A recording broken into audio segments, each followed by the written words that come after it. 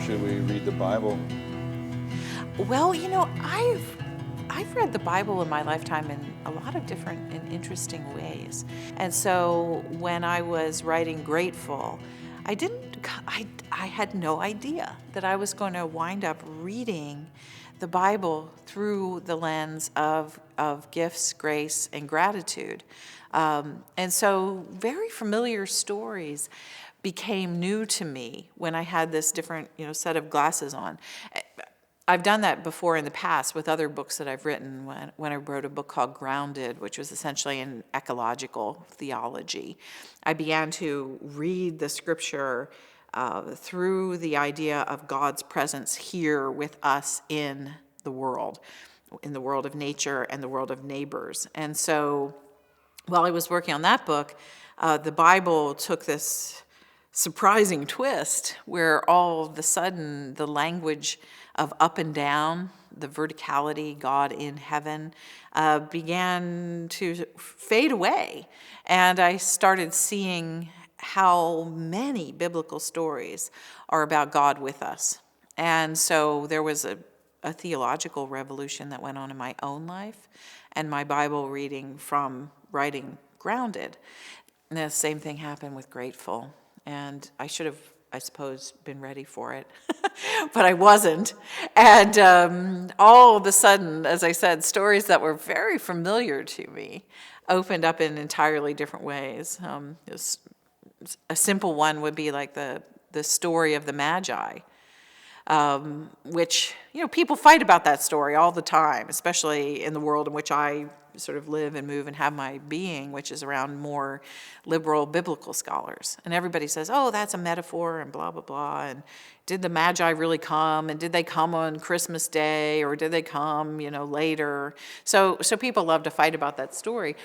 But when I read it through this lens of gratitude and gifts and the grace of these things, it was really surprising because all of a sudden, here is Jesus, who is born a peasant into this horrible world of a colonized outpost of the Roman Empire, two parents who are incredibly poor.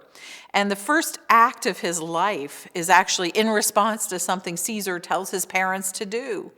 So it's a story of incredible oppression, and it's set up, as this political story, where in response to a census that Caesar Augustus wants, boom, the parents have to go and travel while Mary is pregnant to Joseph's hometown. And so the whole beginning of the story is these people are oppressed slaves, and they just are doing the bidding of Caesar. So you get the story. So the baby's born in a barn, which is probably the least unusual part of the story because, surprised they even had any money for a hotel.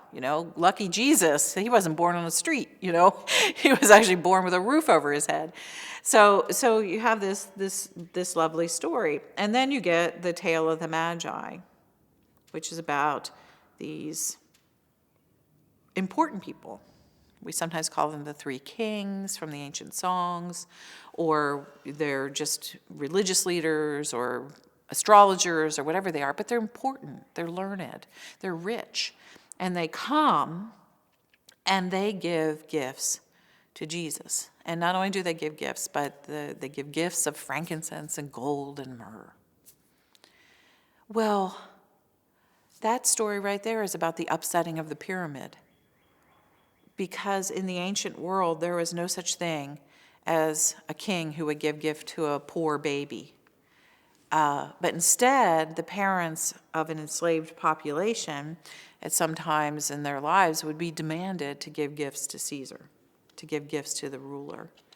And so in the very first stories that we have of Jesus, there's this deep story that will come out again in Jesus' life about the overturning of these tables, is that it's not about the oppressed having to give obedience, worship, glory to the rulers, but instead here the kings come and worship the baby.